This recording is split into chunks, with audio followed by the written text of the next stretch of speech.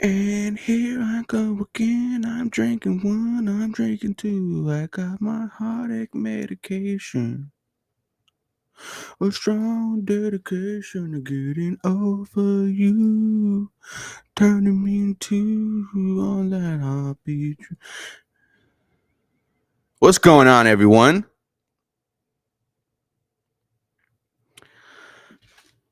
As you all know, the Houston Texans started OTAs today, and we are going to be watching the press conference today where we got to hear from head coach D'Amico Ryans, CJ Stroud, Will Anderson Jr. Excited for football to be back. What is going on, Panda? Hope you're having a blessed day. Shout out to the Discord. If you're not a part of the Discord, what are you doing? We're over 110 people deep. We'll be reacting to their mock drafts, and maybe tomorrow's live, Panda. We'll be reacting to the Discord's mock draft. So other than that, guys, we'll have about 15 people come in before we start the YouTube video today. Happy Monday, Houston Sports State of the Union podcast. What's going on, brother? Uh, Kenneth, what's going on? Daniel, Barry, what is going on? We will be reacting to the press conference today. Let me just get it on the screen. All right, here we go. Let me see. We always got to wait.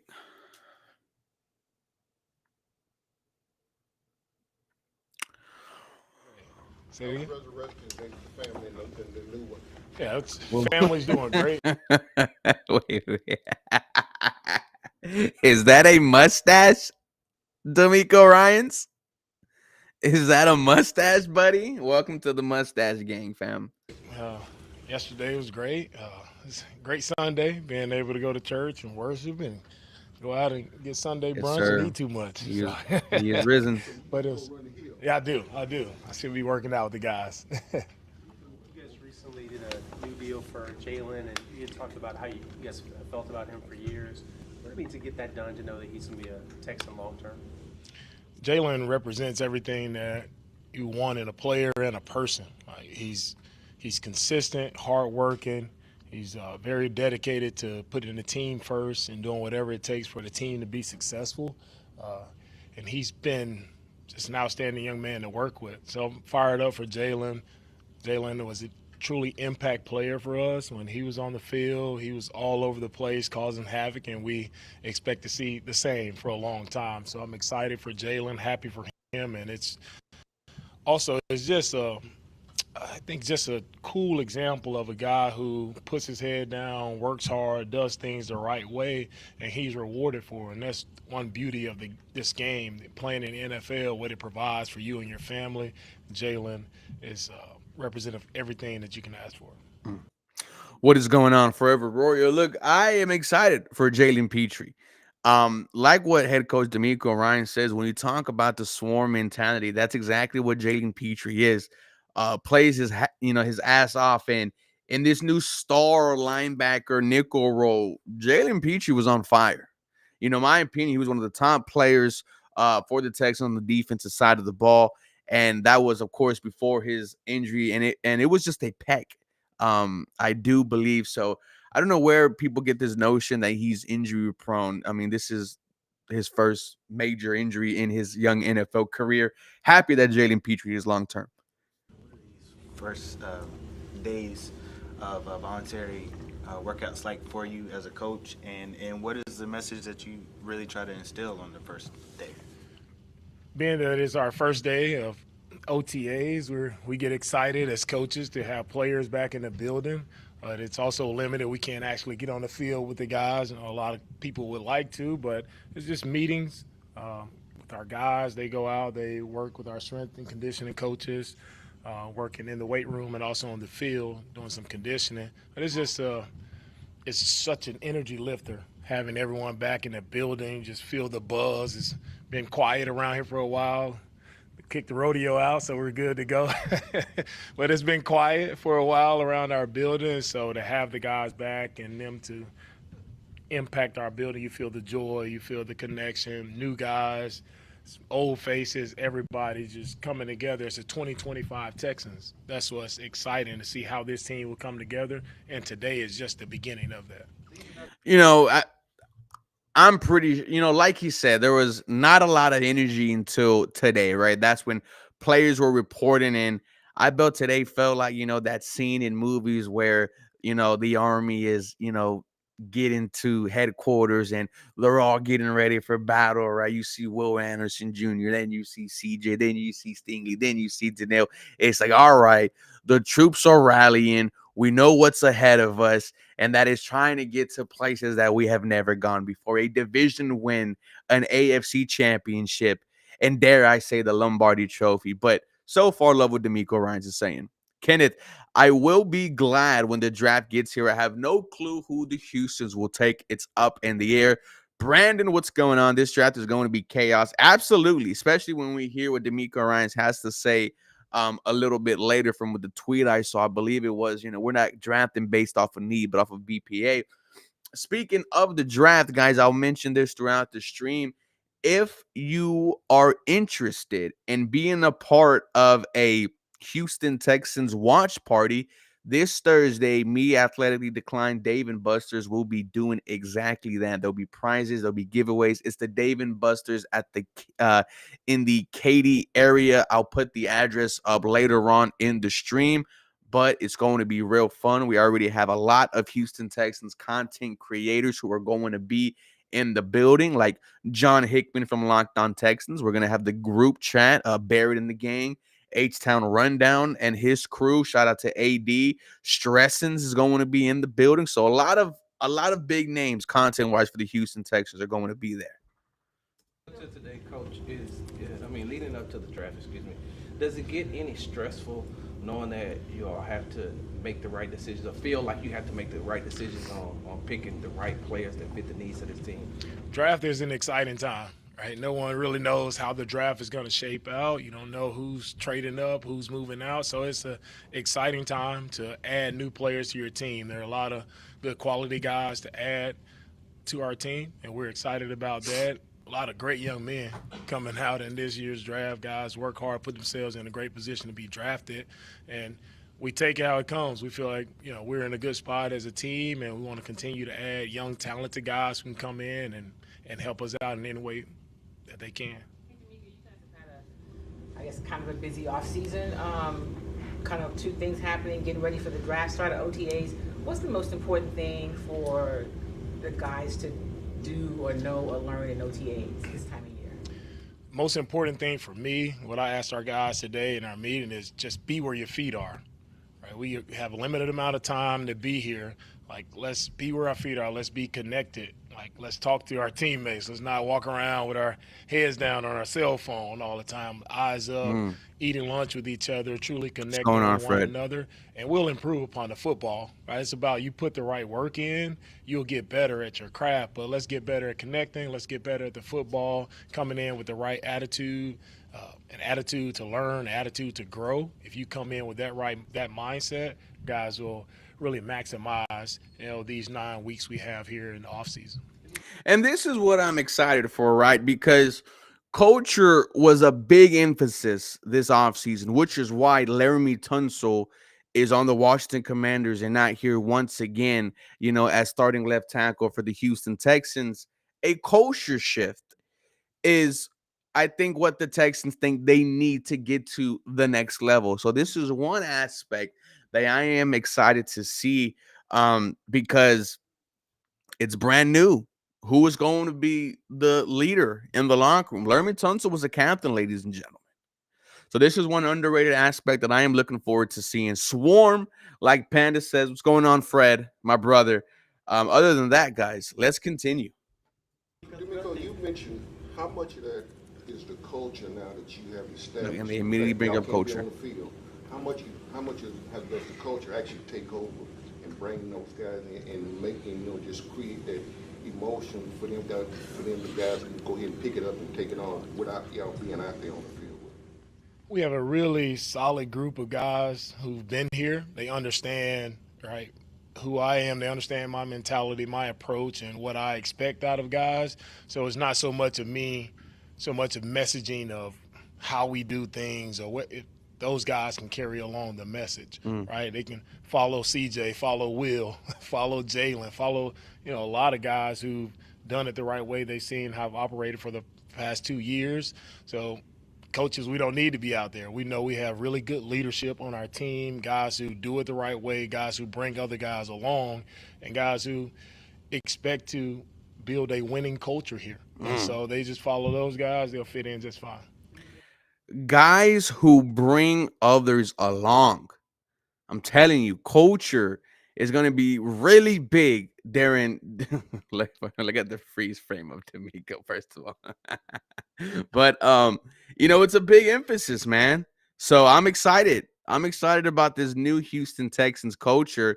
Are we going to see a offensive line that looks like a band of brothers? Right? Remember when the Texans had the Rock Boys? It was Bernardrick McKinney, Jacob Martin, Zach Cunningham, and they will always dress up the same together. But excited to see the new O-line culture. I mean, when you look at it, it do seem like O-line was the only position group that didn't have the swarm type of player leader. I mean, Forever Roy, you're right. Laramie Tunsil, I said it, not swarming. Titus Howard, I said it, not swarming. Shaq Mason, we were like, retire. Juice Scruggs, we don't know what the hell he's going to be. We need a dog on the offensive line.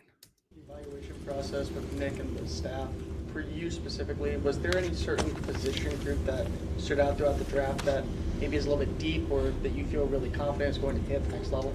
For me, it was not just one certain position group that stands out in a draft. I think so. A lot of good players, a lot of different positions. Just kind of make sure we want to just add the right guys who can help us out. When it comes to the culture, given the fact that a lot of the kids that you're talking to are younger and they're not fully developed, is there any development in when you talk to them? They might not be what you completely want right now, but they can develop into that. The one thing I always tell my coaches is we're here for a reason. We're coaches, right? You're here to teach. You're here to develop and grow young men. And that's our job and something we should all take pride in. You don't want a finished product. No one's a finished product. A lot of the guys we're talking to are 21 You don't want a finished product. All right. I like that. years old. Where were we when we were all 21, right? But we've all grown a lot since being 21. Knocking them back, right? baby. In a lot of different areas. And it's the same thing, the same mindset and approach you take when you're drafting a young guy. How are you going to help? Where of course he has the talent. He wouldn't be getting drafted if he didn't have the talent. He has that talent. So now what are you doing as a coach, as a teacher to enhance his skill set, make him better, give him more tools to work with, put in his tool belt so he can become better as a player, but also as a man off the field. And that's where coaches really shine. The coaches who can develop guys and help them maximize their potential, those are the coaches who are really great and they stick around the league for a long time. And that was one of the first things I noticed about D'Amico Ryan, that he cares about, the player, the person underneath the helmet. When D'Amico was in his introductory press conference, and I always bring this up when he was talking about Fred Warner, the first thing before he said was a good football player, great football player. He says, well, first of all, he's a married man. For a coach to care enough about the fact that you're married, that you're a God-fearing man, means that he really does care about you. And when players know that they care about you Monday through Saturday, not just Sunday, they'll run through a brick wall for you. And that's why I think D'Amico Ryans has a strong hold over this locker room. When Hannah McNair said the D'Amico Ryans effect, we didn't question that idea, because we saw it. I saw it the first day of open training camp practice to the public. When D'Amico Ryan stepped down, stepped down those steps. We knew exactly that this was his team. This is D'Amico's. Man, I'm hyped. Over the years, as you've done it more And he's still learning how to be a head coach, ladies and gentlemen. He himself is not a finished product. and have more focus on it, in what ways do you feel like you've personally grown as a scout and being able to identify players, that can help you in this team? Not where I want to be as a scout, but I'm still working. It's it's a tough process, right?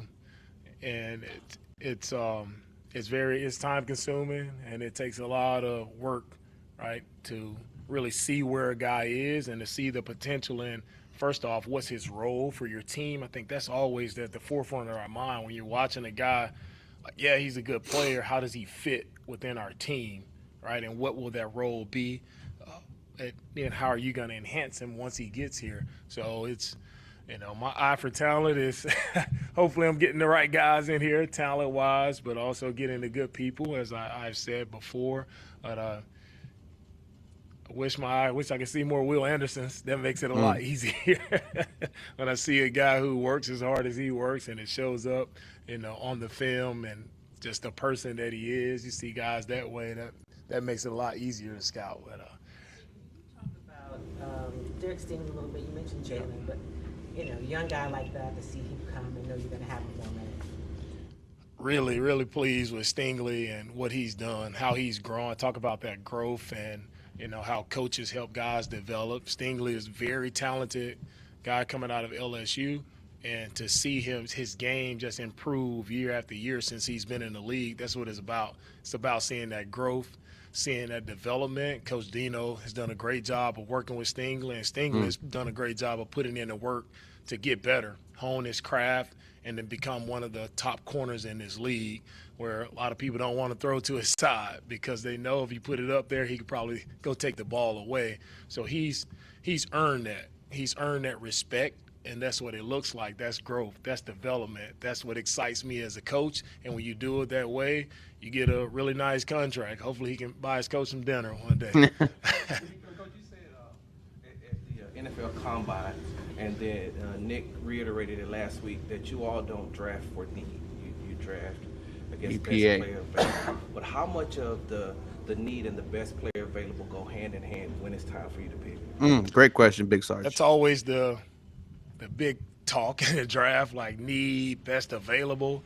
For us, we're going to take the best guy on the board. We won't just pass up a top player on our board just because we have a need at a certain position. It's okay to enhance and have a really strong position group if the draft falls that way. So you go in, there's no handcuffs on, hey, we have to draft this certain position and we're stuck at only looking at this position. No, we have a broad view of how we want to enhance our team, and it's not just looking at it, in I guess in a tight lens of it's only one way. Like if it's a position there, if it's a player that can really change our team, like we're gonna take that guy. So that's where we talk about not truly drafting for need. We want to take the best players on our board. Real quick before I, give my input. JV, what's going on? Good evening. Good evening, hermano. Saludo todo mi gente latino. Aquí andamos aquí in Houston. But, great question by Big Sarge. This is where I kind of think D'Amico Ryans is playing poker, because I feel like you kind of put yourself in the position where you might have to draft for need because of the big issue, and the issue is the offensive line. Now, if Laramie Tunsil was still here, I would say absolutely BPA. But because of the glaring hole that you have at left tackle, and here's the thing. Are any of you guys excited about Cam Robinson, really? I'll wait. A lot of you guys just said no right off the bat. Feel like the Texans kind of put themselves in an area where they might have to draft based off of need, and that is the offensive line. And they might have to double dip in the offensive line, but then that's where I say you got 4 draft picks in the top 100. One of these is going to be a defensive player. So I'll give you that. However, I think the Houston Texans are in an area where they kind of have to, right? It's like, are you going to pass? Like what type of scenario, could I give up? And I'll think about it. But they're going O-line or wide receiver round 1. Yeah, both of those are needs, JV. They're both needs. The swarm mentality that you preach, the swarm mentality that you preach that fire inside. When you're looking at evaluating these prospects or meeting with them, is that something they either have or they don't, or do you believe that it's something that you can develop over time should they be in the building? The mentality that I'm looking for in guys when I meet them in person, I just want to get a feel for their love for football. And that's really what separates guys in my mind. And you can tell asking the right questions, you can see how dedicated a guy is to really growing and being better, being coachable and wanting to grow. You see the film and how a guy finishes, what effort a guy puts in, what is a guy doing away from football, away from the set schedule, what is he doing to prepare himself on his own as a player. That speaks to me as far as a guy's mindset and his willingness to, to play with all out effort, to play with that physicality that we like to see. So some guys definitely have it, and it can be enhanced in other guys. Just you have to get a sense of what guys have been taught as well from their college programs, and you see, how you can help guys get better in that regard. Brandon brings up, I think Casario dropped a hint that they're taking 3 picks in the first 2 rounds. Yeah, I think they're trading up. The fact that I think the third round picks are 10 selections between each other, I don't think they're going to do that. I think the Texans are going to use one of those thirds and maybe even the extra second you got next year for Laramie Tunsil to do a trade. Does the new offensive direction have on the draft process and how you guys put together that board, and then ultimately how you go about making those selections? Yeah, with our new offense, the process is get great offensive players. That helps us, right? It's coaches, all coaches around anywhere would say, man, you get great players, that helps you coach better. So we're looking for talented young men at all positions. It's been great working with Kaylee. Kaylee's done a great job of just setting the tone this morning in the meeting. As his energy is going to be very infectious amongst our team, not only the offense, but just our team, and how he prepares every day, how he brings elite energy. It's going to rub off on everybody. So I'm excited for our guys to continue to, install our offensive scheme and continue to work with him. Another player, I'm not Nick. I know people say we do look alike. So I get it. D'Amico, a player that you added this offseason, Dude, D'Amico looks like he can still play. how does he fit in with this system, and what do you think he provides, and what did you like about him when he was in Indianapolis? EJ fits our schemes just because he's fast, long, athletic playmaker. Right? He made a ton of tackles, over 100 tackles his previous year. EJ was a young player coming out of Tarleton State that he started out as a special teams player, and he showed that growth, became a starter, was an impact player for Indy, and we're looking for him to do the same. Just come in, compete, do what he's been doing, play fast, make plays all across the field, and we feel like he can really help us. Yeah, I'm excited about EJ's speed. Is there a player that, with guys coming back, that's really stood out to you about attacking this offseason the right way and kind of stood out to you with these first As a days back? player stood The out. players that have stood out to me, only one day in, but we've had a lot of guys working out here since the end of February, just on their own, volunteering, coming in, working out with our strength staff, really just diving into the process of getting better at their craft. So it's been really cool to see just the group of guys and how tight those guys have gotten over the time that no one else is around, but they're putting the work in the weight room, on the field, doing their conditioning. That's what's really stood out to me. We had a group of over 20 guys who've been in the building. So that speaks to just what our team is about, the culture of our team. Like, guys want to be around each other, they want to work out together, and they see the value and benefit in that. And that's it's been fun as a coach, right, to be able to just sit back and watch guys. You don't have to ask them to do it. Like, that's when you see the culture is shifting and it's becoming a player-led team. That's the word again, culture. That charge and getting that group together this offseason? There's been a lot of different groups, a lot of different positions. Talk about our defensive backs have been here, offensive line, defensive linemen. It's been a lot of different guys that have been here. No one particular player has led the charge. It's been a collective effort. There was a lot of buzz. Obviously, that was a big move, things of that nature. This year, you guys have kind of been more under the radar. What do you think has been the biggest difference from last year around this time to this year around this time? I wish I can remember last year around this time. A lot of changes I every year, remember but for me, man, it's always last year around this time, CJ Shaw was all over the world on multiple podcasts. Even D'Amico himself was on the Shannon Sharp podcast. Like the interviewer, and great question by him. You know, the Texans are being more low key this year. And you know what, guys, I think I'm gonna start being low key too. Because I made myself look like an idiot last year by saying we were gonna go to the Super Bowl. Look, fair, fair, fair. Players fuck up. I messed up. But honestly, if you ask me tomorrow if we had a chance, I'll go in there. It might be hit him with the Kodak Black. I hope so. But yeah, I like that the Texans were kind of this off season, not the Texans, but talking about like CJ Stroud. There was one point I asked my boy Jacob, where is CJ? We haven't seen any podcasts, we haven't seen any Instagram photos, and when we have seen him, he was at events like the charity classic softball game. He was at the Rockets game last night, even though they got their ass beat. I like a Texans team that seems to be locked in. Review mirror. Last year is behind us. As I mentioned to our guys today, like, how will the 2025 Texans be remembered? And that's all that matters. Like, as we press forward, as we lean into this new year, new season, like, how will we be remembered? And if we put our heads down, we work the right way, we become a tight unit, we'll have, something very special in the end to talk about. What have you seen from CJ this offseason? Obviously last year to him he didn't like how it ended. I know a lot of guys didn't like how it ended, but what have you seen from him as he attacked 31 teams did not like how their season ended last year, buddy. this offseason?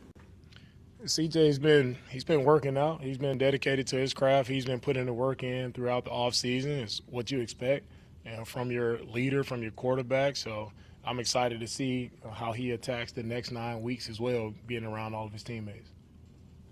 So, is it fair to say that some positions in the draft, and maybe it changes every year, you can get quality players later depending on position, or does it just change every year in terms of where you find people? And the reason I ask that is I know that this organization's done a really good job of identifying super talented receivers later in the draft.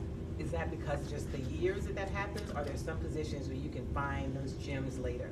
Yeah, great question, Kim. I think it is a year-by-year basis of, what does that group of players look like? Where some groups, I think the question was earlier, are there some groups deeper than others? Some years there are, and you are able to find, talent in those mid to late rounds.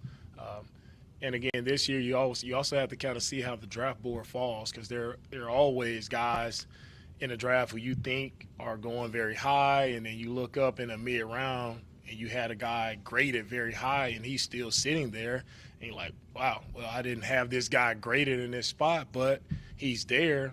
There's the value pick that you were able to get. So it's all about just letting the draft process just play out, all right, being open-minded throughout the draft and knowing that anything can happen. Anything right? could happen, ladies and gentlemen. It's, you never know what we have picks. You never know, is that going to be the pick that we take? Are we moving up? Are we moving back? So everybody just hold your seat and watch out. Coach, I know that you all get a chance to evaluate a lot of these players that are coming in the draft on film. So when you talk to them at the combine, does that also dictate if you're going to bring them in for a visit here? And what is the difference in interviewing them there and interviewing them here?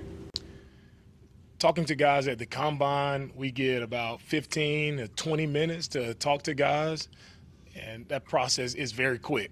Right? So you do get that. For me, I get that initial meeting, get a chance to talk to a guy, see how he's communicating, get to learn a little bit about his background. But 20 minutes is just, it's too fast, right, to truly get to know a guy. So when we bring them in on 30 visits, they get to spend a day here with us. So we get much more time to sit a guy down, talk to him, talk through film with him, right, talk through his background again. He gets a chance to meet with our coordinators, position coaches, special teams coaches.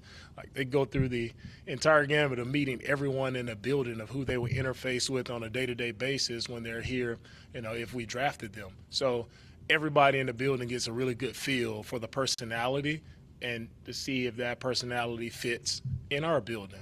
Now, there are some great players who may not fit the Houston Texans, and that's okay. I'm pulling for all these guys to be successful in the NFL, however that looks. But we want to find the best, however many, 7, 8 guys that we're able to pick this year. We want to find those best guys who have the best fit for us, not only play style-wise, but also personality. Oh, absolutely. Thank you, guys. Well, that was our first couple of questions in a very long time from our head coach D'Amico Ryans, and we are going to get into the Will Anderson interview right now.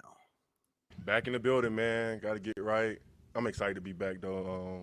It's been a lot of emotions, been a lot of thought, man, and just to be around the guys again, it's nothing but smiles, and you can feel the energy in the building, man. It's light, and I think everybody's in the same, mindset and going in the same direction, and it's beautiful. Will looks locked in. Water, which I know you love to do. You also recently worked out with Myles Garrett, who's one of the best. What did you take from that, just as far as the experience, the work ethic, and just the influence mentoring that you can have with Myles? Yeah, man, he's a funny guy. I love him to death, man. And the relationship that we've built, over these last couple of years, it's been awesome. His work ethic is crazy, and I've learned so much from him, just how to take care of my body, man, the things I need to do for my body, eating right, sleeping right, nutrition, all those type of things. And it's been competitive. We've been talking a lot of crap to each other, and we've been going back and forth, but the work has been really good. How important was it for you all on the defense side of the ball as far as continuity is concerned? Bruce says, I know it's not a popular view, but you don't need to be religious to be good or care about other people. Absolutely agree, man. Absolutely agree. Just be a good person. Love one another. Let's have a great time.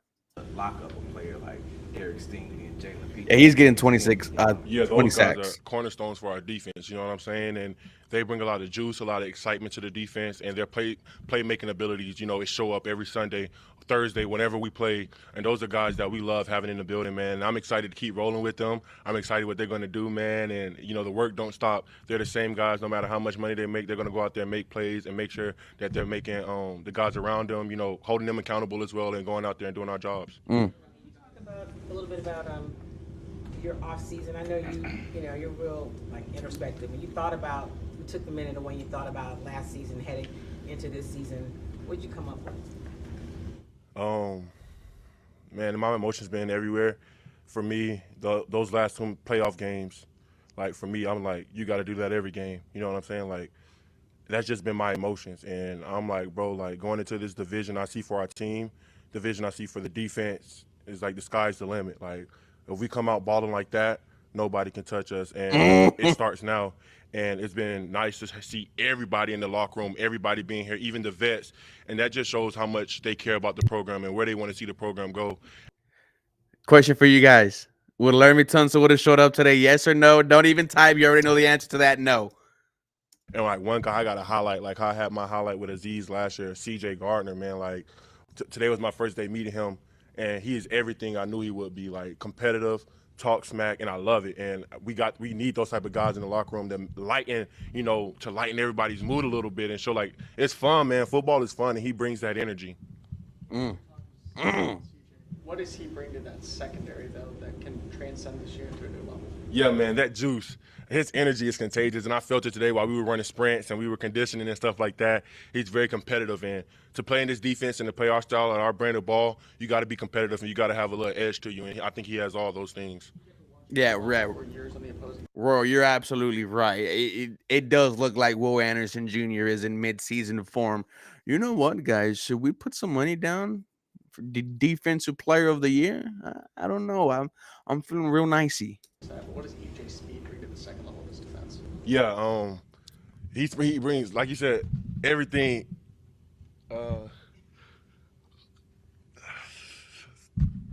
Yeah, great player. They've said this to McNairs, D'Amico, and Nick, when they reward guys that are homegrown draft picks like yourself, and you'll be eligible one day Yeah. for that.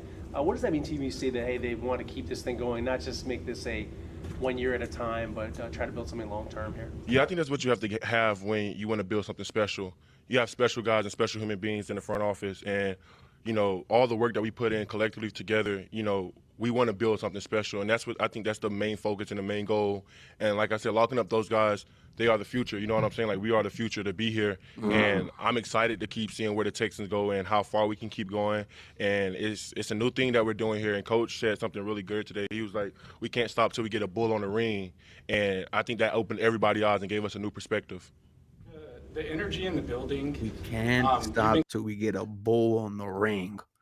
kind of the face of it. At the combine, Tyler Booker mentioned you as like one of his mentors. Yeah. What's your relationship like with him, and what's it kind of like being kind of like an OG to guys coming into the league now? Yeah, I was telling my coach today, I was like, please don't let me be the youngest guy in the room for the third year in a row, man.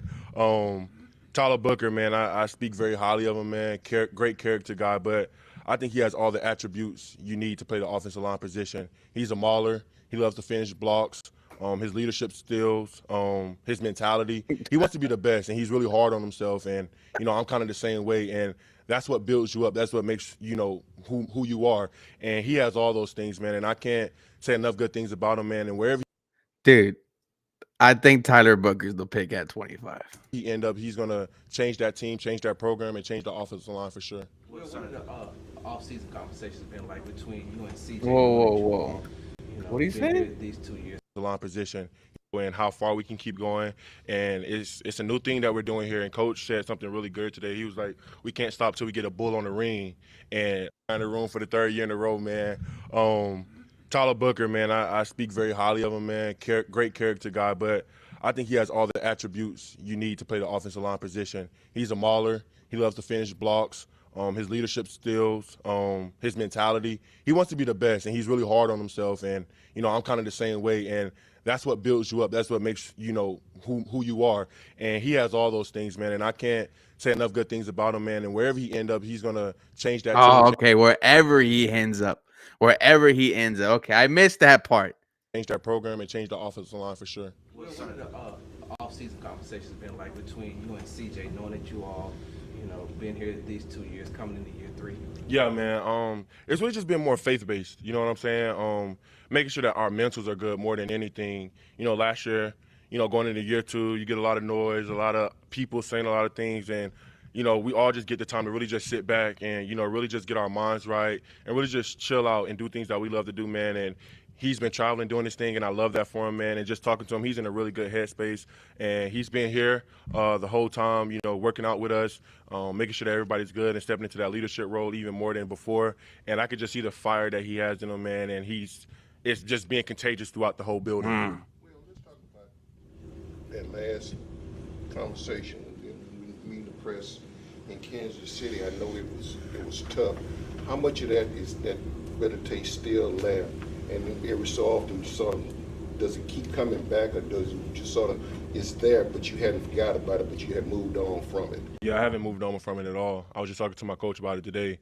That feeling like now that you know how close you are to almost being in the Super Bowl, it hits a little differently, And for us, I'm like, bro, we almost there. When I broke it down to them, I was like, bro, we're almost there. Like, we have to have that intensity every game, no matter where we at, no matter how we get on the field, no matter if we start, on defense first. Like, we have to bring that energy every time and never forget that feeling, bro. Like, I've been telling people I have to keep my composure, bro, because I'm just so excited for next year and what this team can do and what we can go and how far we can go, man. And I know we got all the right pieces to do it, and we just got to keep building that connection. And Coach D'Amico hit it on the head today in the team meeting, man. The connection is everything. When your players trust you, when your coaches trust you, man, everybody has the same goal. Everybody can go out there and ball. Coaches can get what they want. Players can get what they want, man. And the ultimate goal is to get the Super Bowl. Dude, Will Anderson has me fired up. No doubt that Will Anderson Jr. is going to have a fantastic year 3. He knows how special this team could be. And if everyone was as locked in as Will Anderson Jr., I have no doubt we'll be one of the best teams in the league this season. Let's keep on going, man. To you that the Houston Texans brought back Sheldon Rankins, a guy who was very instrumental and important to your rookie season. Man, I was so excited, man. Like, I mean, it's awesome. They put his locker right back next to mine, and I looked up and I sent him a picture. I was like, bro, we're so back, bro. Like, that's my dog, bro. Like, he was such a great mentor and great help for me my rookie year, man. And to have him back here again, I'm excited. And I can't wait to go ball with him again. This time 2 years ago, you were getting ready for the NFL draft. Yeah. You didn't know where you were going to get selected. There's a couple of Alabama players that could land in round 1, round 2. Just if you could give them a piece of advice going into this process, what would it be? Yeah, block out the noise. The media's going to say whatever they want to say. Everybody's going to have an opinion about your game. But just remember who you are and what you put on tape, man. Like, God has blessed you tremendously with the gift that you have. He's brought you this far. Nobody else has brought you this far. You've put in the work. He's giving you the gift, man. And just lean on yourself. Lean on your abilities and know that you can go out there and play with the best of the best. Do those prospects reach out to you this time of year for advice? Yeah, I talked to Booker. I've talked to Jahad Campbell. Those are two of the guys that I'm really close to, when I was at Alabama. And both of those guys have been doing really well, just talking to them and their meetings and stuff with coaches and other teams and stuff like that. So I'm excited, and I can't wait to watch them get drafted. Looking back on it, now that you've got a couple years in the league, are there any scouting reports that kind of come to mind that maybe you came across when you were a draft prospect that, are kind of interesting to look back on now? No, I haven't really seen anything. You know what I'm saying? I pretty much heard everything when I was coming out. Like, that was – I heard everything. But, like I said, you just staying true to yourself, remembering who you are and how much hard work you put in and, who got you there. Thank you. Appreciate it. All right, that was Will Anderson Jr. He's 100% ready to go. I feel like if there was a game tomorrow, he will be suiting up. I truly believe we have the number one defense this year. Just hope our offense doesn't let them down. Thank you. Absolutely agree. And now we get to CJ Stroud's press conference. First time we get to hear him from, the end of the season wrap-ups. CJ Stroud, Himothy Stroud, as I like to call him. And Will was just talking about how good it feels, the camaraderie and the things you guys build at this time. Is this kind of where it all starts, building the 2025 team? Most definitely, yeah. You got to, I think these last 2 years were, very foundational, and to have wins under our belts was great. But, just learning from those years and, pushing our agenda and our foundation, which is that swarm mentality, on the new guys and the guys who are coming in to, year 2 or year 3. So it's exciting, man, just to get another year under our belt. And, it's always cool to see guys, new faces. And, it's a better feeling being in the locker room and, not just on your own. So, yeah, it's been dope. What is different for you, if anything, going into this offseason in preparation than your first 2 years? Just experience, just more more games on my belt, not only games, but just like an off season, free time, OTAs, drafting, like draft schedule, things like that. Just comfortability with those type of things. So that's been probably the best thing is just being used to like how things go, trades and all type of stuff. So it's nothing you get comfortable with completely, but you find comfort in it more as you get more experience, I feel. CJ, what have the conversations been like between you and Nick Caley? I mean, they're very, at first it was just introduction. Now we're starting to get in the scheme of things, but, just more like feeling each other out as people, seeing where he comes from, being from Canton, not far from Columbus where I played ball in college, and just a lot of similarities when it comes to just like family, just how much we love our families and how much we love ball. And, he's very personable, very somebody that I've found respect for already just on how he approaches the game, how much he loves it. So, yeah, just very introductional, but also as we've come into, OTAs and we've been able to get on the phone a couple times to talk about certain things, which has been nice. So Already in the lab. New weapon in Christian Kirk. Yeah, I'm excited, to be able to play against him. Last 2 years, he's, somebody that, you definitely got to prepare for if you're playing against him now. It's the other side where, we get to work together, somebody who I've heard amazing things, Mikado being from Texas A&M, and being with him there, says, that he's a great person. That's all I've seen, being on the phone with him, texting him. Now meeting him in person for the first time, other than being opponents. But yeah, man, he brings a tenacity, a raw ability just to run routes, feel the game, yak, run after catch. And just I think he's a very polished route runner and a leader, which is something that I'm very excited to work with him about. CJ, besides coaching, there have been a lot of changes. Yeah, I'm excited. I'm excited for Christian Kirk too. All right, I want to hear something from CJ. Right? Bring me in. Let's get locked in here. On offense with the offensive line. What's it like getting to know some of the new guys that are here, and also just kind of all of the change, and as you experience that, protections, everything that'll impact the offense? Yeah, it's exciting. It's something that I've learned in this league. You don't ever get comfortable. Just you got to be able to adapt and change and upgrade. Like every year the iPhone upgrades. You got to be able to upgrade like that. So that's something that I think that we'll do. Personally, for me myself, that's a goal of mine is to get better in things that I need to get better in. Also, polish those things that I'm good at. But yeah, it's exciting having new guys. Different. Everybody's different, so new personalities, new mindsets. And just really having one common goal and the same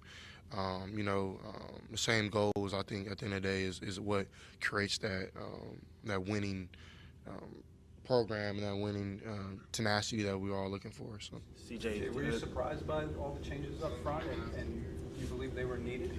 Hell yeah, he was surprised. I mean that's something I feel is not my pay grade. It's just I'm Fair. just a quarterback, but at the same time, it's you build relationships with guys, and your LT, of course, who I know you're talking about, and Shaq. Those are two of my best friends. So. That I've come into the league with, so yeah, it hurts. You know what I mean? And our front office knows that, and they know how I felt about it. And but I totally So it sounds like CJ Shroud from right there. If I'm wrong, let me know in the chat. Wasn't a big fan of, I think, at least LT being gone. With Shaq Mason, we all knew he was at the end. But LT, like we mentioned, all his Pro Bowls with Houston. understand, and I'm not against it at all. I totally think that we're heading to the right I'm not against it at all. As soon as I said something, he says that. Let me shut the hell up. side of things. And I think something I learned about Nick is that he has a plan. No matter what happens, he always has something up his sleeve. So, of course, sometimes we don't know what that is, and but you just have to have trust, and that's something that we actually talked about today, having blind trust and having earned trust. And for Nick, I mean, he's gained my trust in both areas. So. I'm excited, but I'm always going to be best friends with those guys and rooting them on, and I still talk to them daily. So. You talked a lot last year about Derek Stingley. Just great answer by CJ. And with Nick Casario, I was talking, this to my guy Steve in Houston Sports State of the Union podcast. I'm talking about Nick Casario, how I have trust in him because of Nico Collins, Derek Stingley, Jalen Petrie. Like Nick Casario has a track record, ladies and gentlemen, of putting together a strong, putting together some strong draft classes. I mean, hey, last year, Kamari Kalen. And how much he meant to the team, and how at some point he's been taken care of. Talk about seeing guys like Petrie as well, but also Stingley able to get those offseason contracts. Yeah, it's amazing. Put a smile on my face. So just, it's not the goal. Of course, the goal is to be all pro, to be one of the most respected. But that's what comes with that. You know what I mean? So those two guys have done those things. Those are some of the two most respected players in the NFL. And to have them on my team and to see them get what I felt was due was just amazing. Me and Five was actually just talking about that. I was in the building like a couple months ago, and we were talking about it, and he really wasn't sure, but I was like, bro, just you put it on tape, man. It's like now you just leave it to the people you entrusted to do your contract, and to see it go out and him be the highest paid nickel ever is just it's super dope. And same thing for Sting, we all knew that though. Like that dude's a baller, so yeah, it's just dope to see. I think like last night, Steph was saying that he was hyping you up last night. It looked like y'all were chatting a little bit back and forth, but what is it like to? I know you respect Steph a ton. Yeah. What is it like to see him reciprocate that kind of respect to you? Hit my heart, son. Like I was like, dang, like, cause it's crazy, cause I met Steph before my rookie season, before the draft. Actually, I met him at a restaurant in LA, and I talked to him for like over an hour.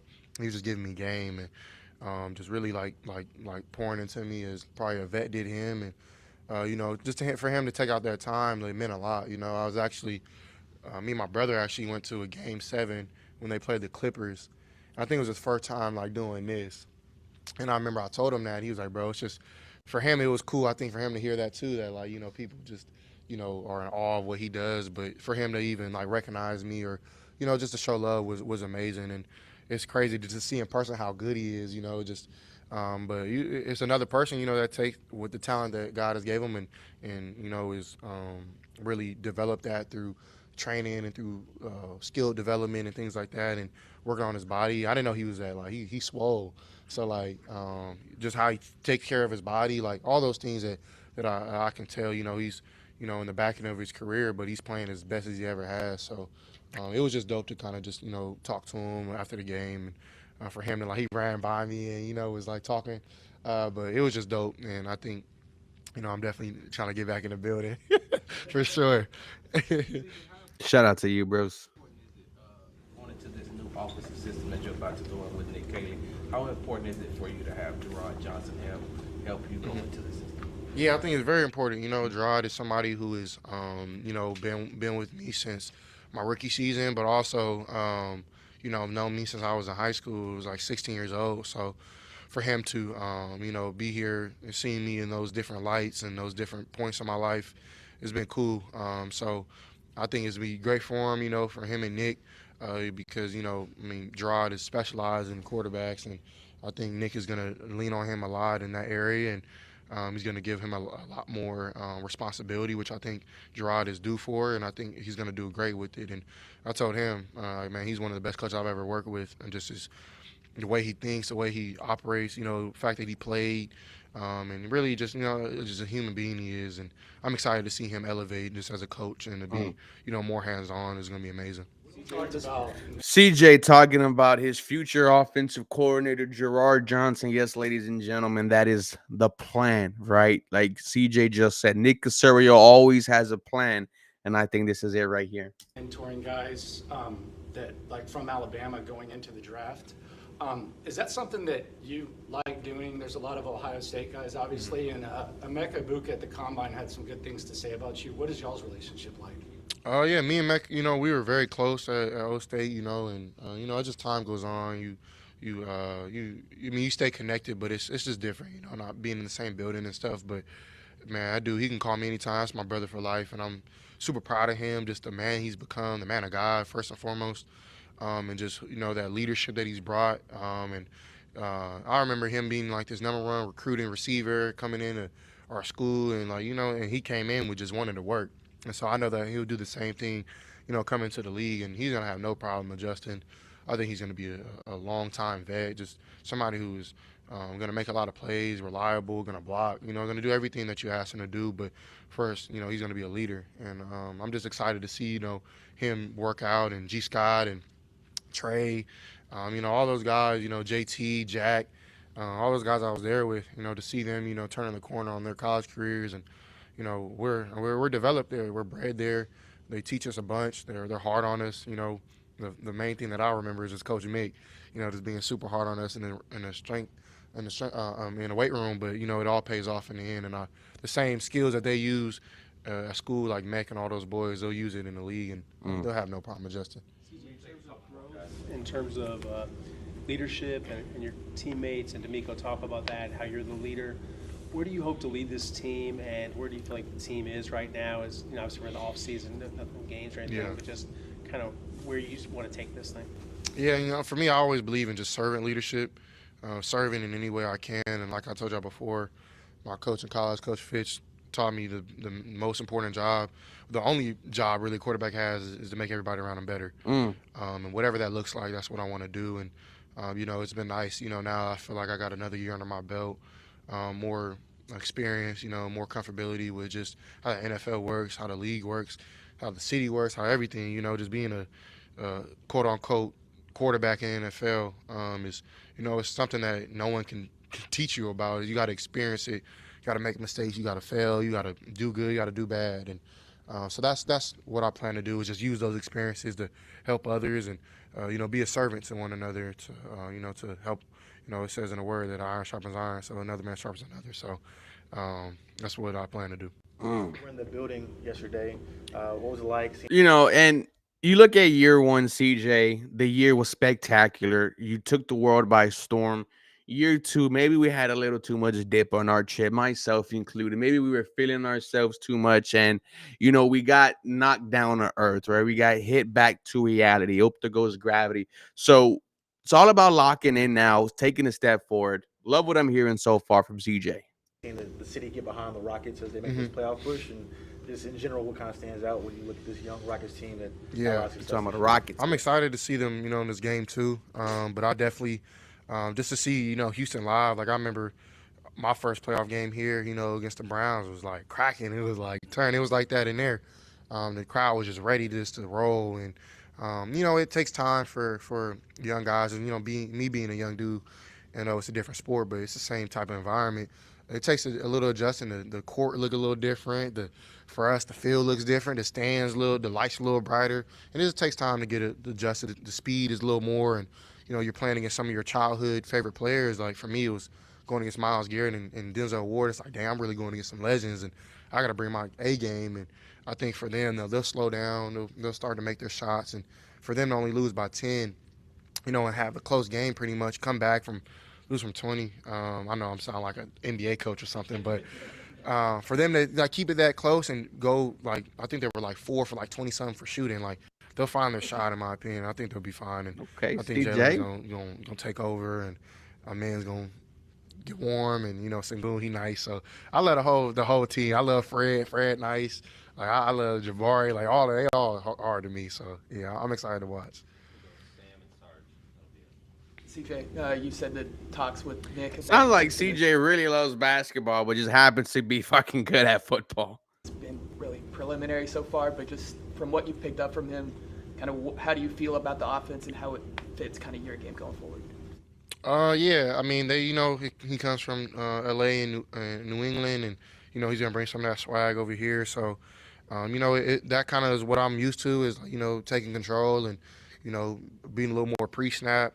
Having tools to put my guys in the best position, and that's something that we really didn't work on these last 2 years. But even those principles I learned from, and it made me better because it added a new element to my game. So.